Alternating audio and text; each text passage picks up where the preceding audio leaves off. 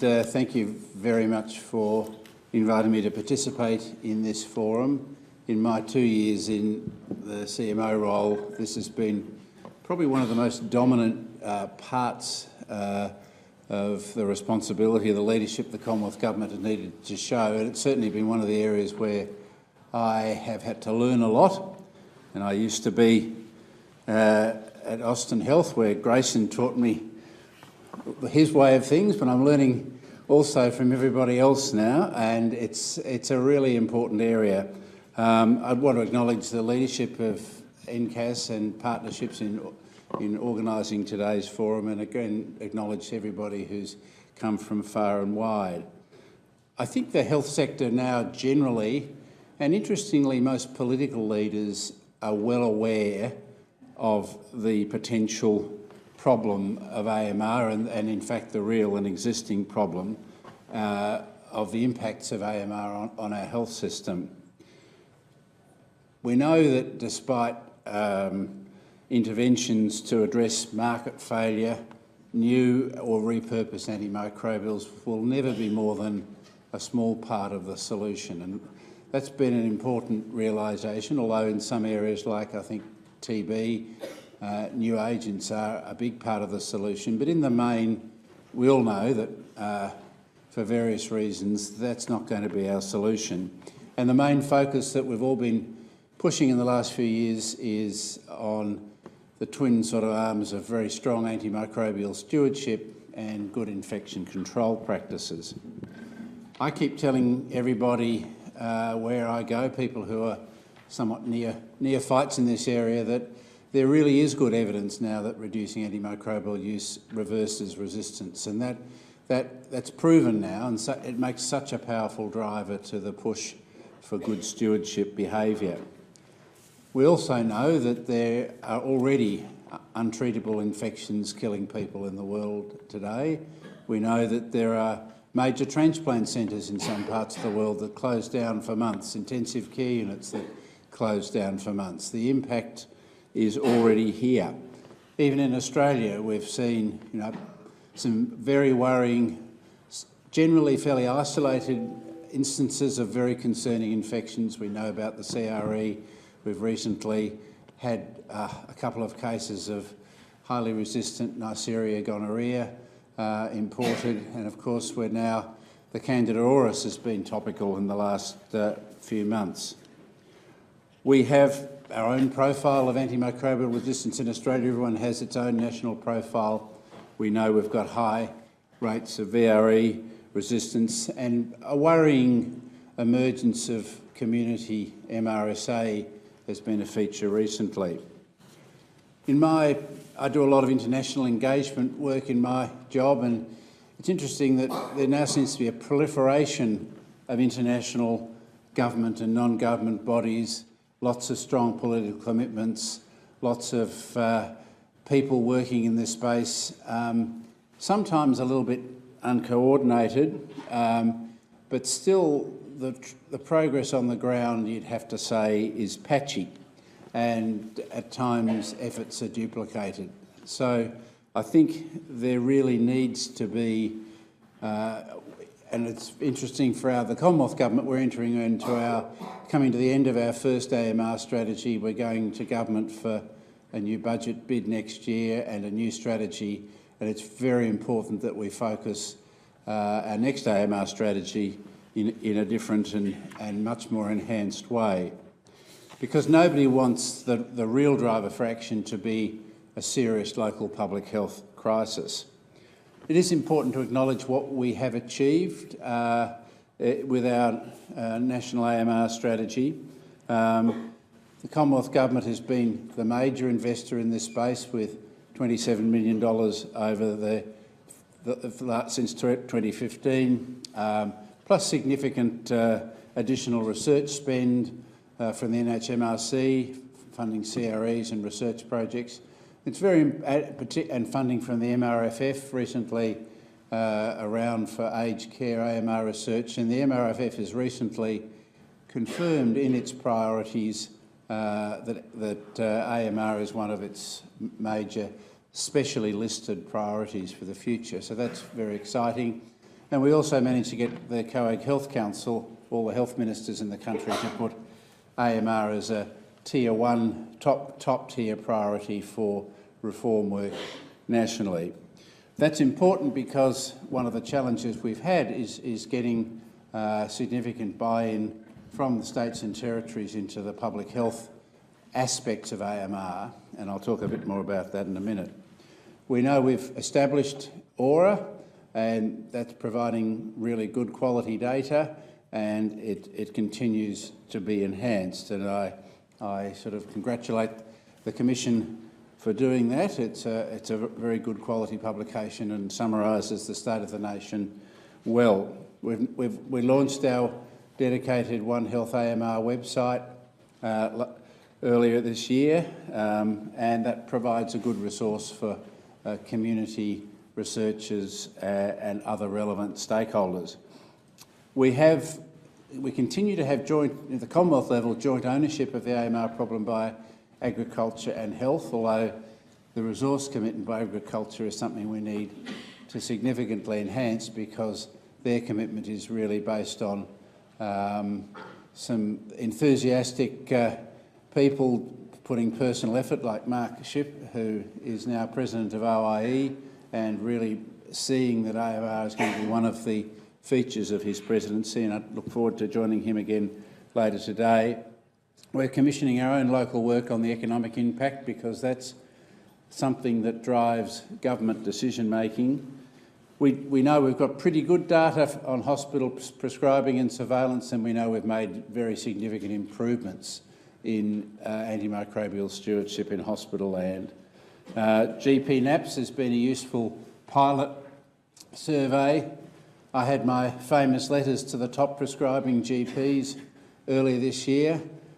Some of them sent me some aggressive replies, but after 6 months in the group that had comparative data sent to them from me, we had a 12% reduction in antibiotic prescribing.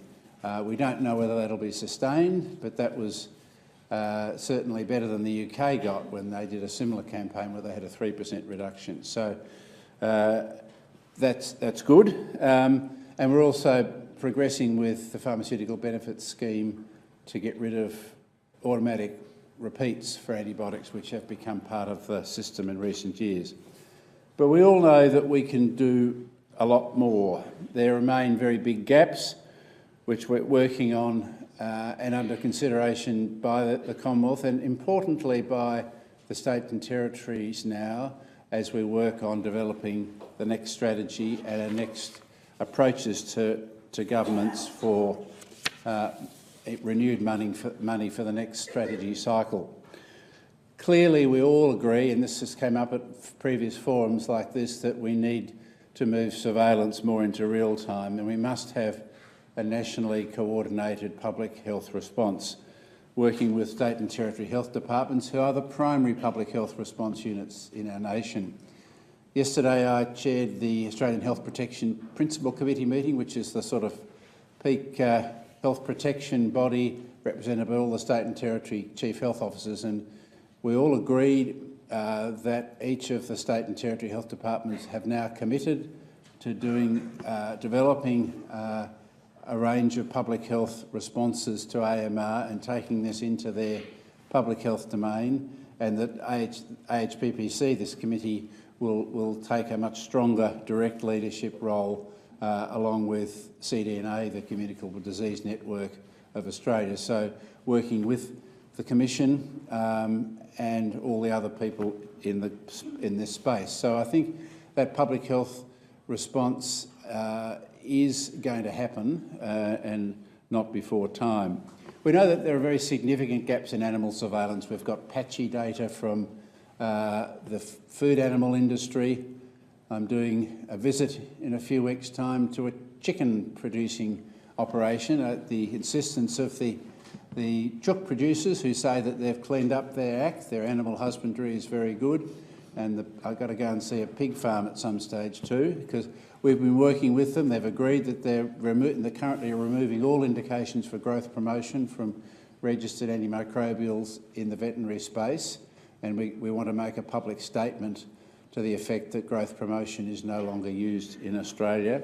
But we've got very little data. We have actually no idea what goes on really in companion animal practice.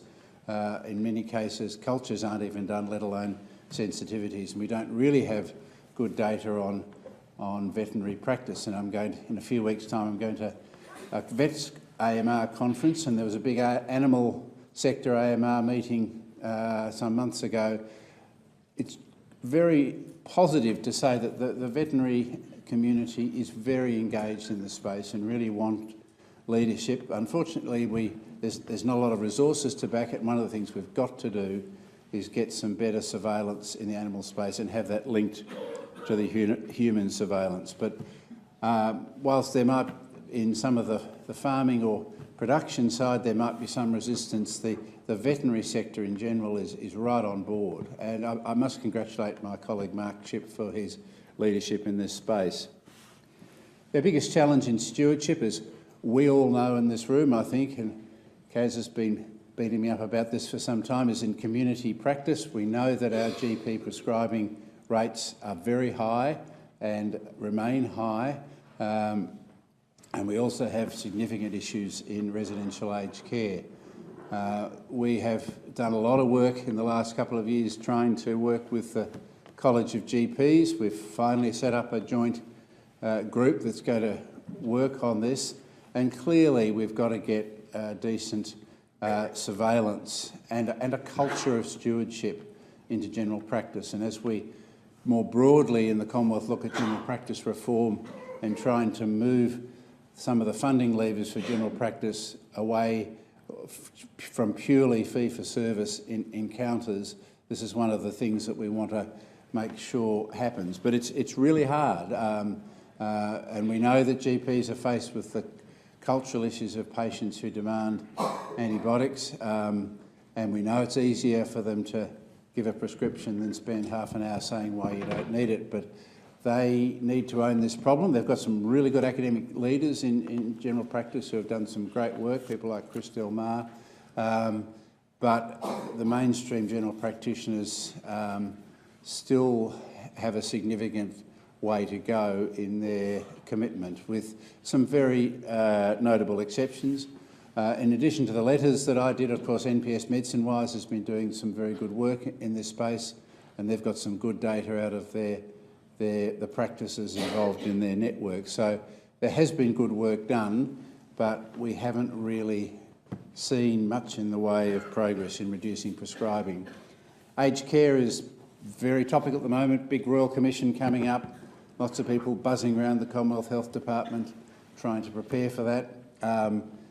Medication management is going to come up. It's a big issue. That obviously the top priority there is antipsychotic medication, but proper stewardship or pharmacological stewardship in general is very likely to be a big feature, and we're likely to see standards where pharmacists will have some increasing role in residential aged care, and I think that's always the pharmacy profession are always great people to lead change. They're very evidence-based, so we're hopeful that something might come out of that.